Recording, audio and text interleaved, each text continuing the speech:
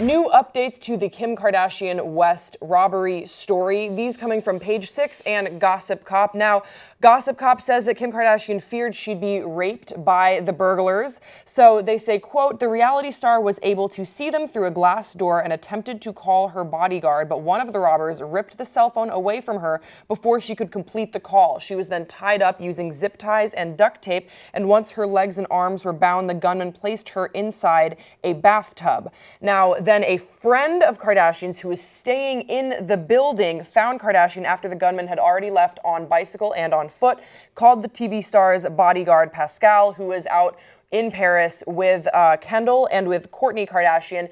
Just to give you a little bit more information, they were in Paris for Fashion Week, and as it's been reported, about $10 million worth of jewelry and other items were stolen from Kim Kardashian. So that's one update coming from Gossip Cop. And then from Page 6, they are saying that police officials in France think that perhaps there was an inside job, or that Kim's security was maybe tipped off by the thieves or something like that, that there's a little bit more going on to this story. So they say, quote, French police suspect that the 5 alleged robbers had some contact with her security and were tipped off about her procedures. This coming from an unnamed source.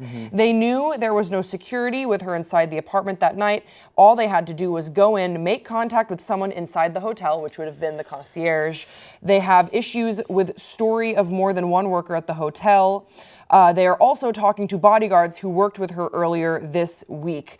It's a sound theory that it was an inside job, and I think you guys brought it up yesterday when you guys talked about it on the main panel. Well, originally we were saying that perhaps it was an inside job from Kim's team for publicity. Now, I think we can throw that out. Yeah, that we can throw that out, but the inside job as in people who worked at this hotel or whatever it was. So I'm a little confused. Some people are saying it's a hotel. Others are saying it's a big mansion. That is a good question. There's Amir. a concierge, Yes. whatever. There's people working here, though, that knew Kim Kardashian was staying there. So it is very possible that they got tipped off. And they're like, look, Kim Kardashian is staying here. We know what's going on. Yeah, so effectively the way that this, I guess, suite of apartments works is that it doesn't have an address, it's unlisted, and it is for high-profile people. Typically, celebrities, Madonna stayed there, Leonardo DiCaprio stayed there, and the Kardashians were staying there. And it's a big mansion, and they're separate units within this mansion, so it's very luxurious. It doesn't apparently feel like a hotel room. I can only imagine that sort of luxury. In any case, that is why it's been a little bit confusing to get details, because it is so tight under lock and key. And we are told, this is also from Page 6, that much of the incident was caught on hotel security cameras, the men in the lobby and the hallway. And the cops are checking the phone records and doing investigations of the hotel employees and bodyguards that she's been working with. But that information has yet to be released to the public to see exactly what was captured on those security cameras. But to say that this place didn't have a lot of security is it's absolutely not true. It's so out of the way. Again, it doesn't even have an address. It's a mansion with separate units in it. It is very secure, which is why it is very curious that five robbers and 2 robbers into Kim Kardashian's room, 5 were a part of the whole plot, were able to gain access, as far as we know, just by threatening and handcuffing a concierge. As far as a check and balance system, that to me seems lacking. Yeah, Would and you agree? I think they're looking at the concierge as a suspect at this point. Yes, saying like he may be one of the people that tipped him off, and they left him there to throw off the police or whatever. So, what do you think about people saying that this is on the Kardashian West family because she didn't have adequate security? People are saying that, and people are blaming her security guard for going out. Bullshit. That's victim blaming. It's like if someone, I'm sorry, it's a bad analogy. If someone were to get raped, it was because of how they were dressed or whatever. No, these people fucking robbed Kim Kardashian. They shouldn't have done that in the first place. That's a bad thing to do. Right. What else was I going to say? A lot of people are pointing at social media as being a problem for this as well. Specifically Snapchat. Right. Because of the way it shares one's location in real time. So they're saying maybe they use Snapchat to see, oh, Kim Kardashian is here, she's alone. Right now is a good time to hit her. I think that might have played into this, but I also believe there is more to this robbery than just a group of people looking up on Snapchat. This was an organized thing. These guys came with zip ties. They knew where they had to go. They knew how to escape too, but all of these men are still at large. And the mere fact that like they only zip tied her and put her in the bathroom and stole all her shit makes me believe that this was more of a professional thing. And these weren't like a bunch of just like low-level criminals trying to break into someone's house and like hurt a person too.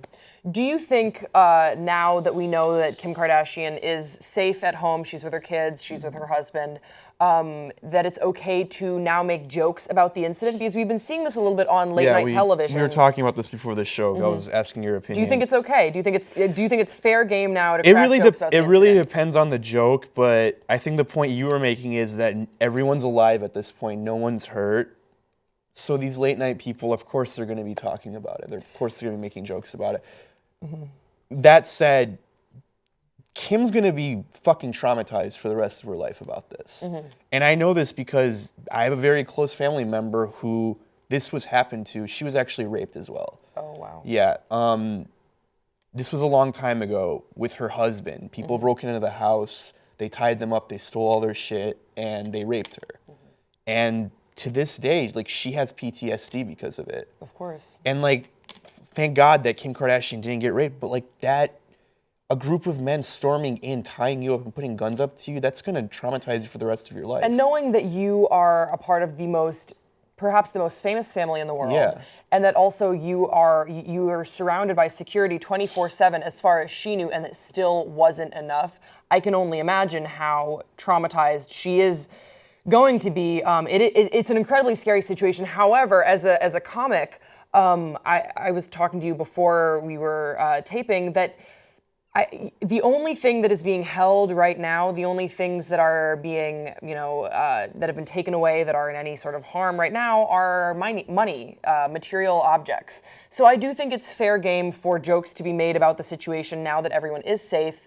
And I think that as we learn more about the situation and the men who did this, or maybe we won't know more, maybe this is just going to be a mystery of our generation, I think that we're going to hear more jokes and it's going to get a little bit more comical with time. Obviously not for her. She's probably going to have, I can only imagine. It's got to be incredibly terrifying. But I do think that it's okay for comedians, for late night comics to make, add a little bit of levity to the situation because everyone is okay. And this is part of celebrity culture.